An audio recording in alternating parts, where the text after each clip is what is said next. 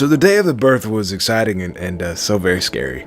I remember leaving the house so nervous. We had to leave early, so it was still dark, cold, and rainy on the ride to the hospital. My fiance was ecstatic, and in just a few hours we would be meeting our daughter, and in just a few days we would be having our first Christmas as a family. But I distinctly remember, for me, the car ride was tense. The entire ride I spent gripping the wheel, my head filled with so many what ifs, so many questions. The ride itself wasn't long, but I remember at one point my fiance, Sam, she looked at me and told me that if anything goes wrong, save the baby.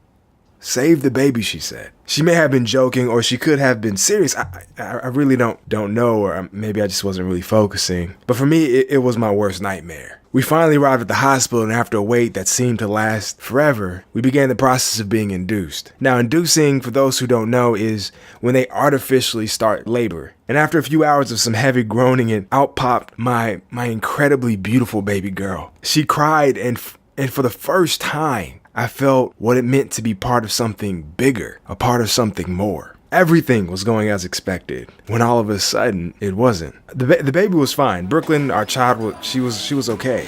But standing in a room with my daughter to one side and the love of my life on the other, I quickly began to notice that something was wrong with my fiance. Something was the matter.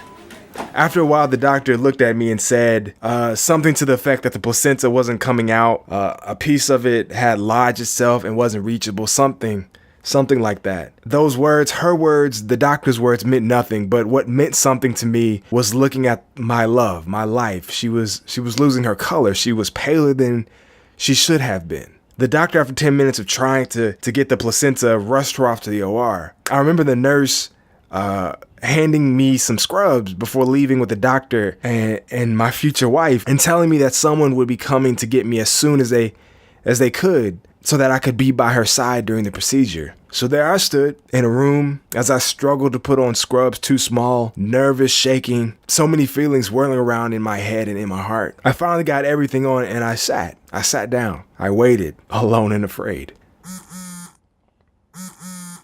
All of a sudden popped in my head, the baby, my baby, my daughter. I vividly remember feeling torn, telling myself that they told me to wait. They told me that someone would come and get me. In that moment, in that second, I was lost. I was alone. My love, my life was somewhere in that hospital. My daughter, my only child, was alone somewhere in that hospital. And me by myself, I sat, unsure, lost, alone and afraid, somewhere in that hospital. What I remember most about that day, what I remember most about that time is that our lives are so incredibly fragile. 1 second, 1 minute, 1 day can be all the difference necessary for your whole life to change, for your families. Find your loved ones, love them, take care of them, hug them. Because in the end, we are all one step away from being alone, lost, and afraid.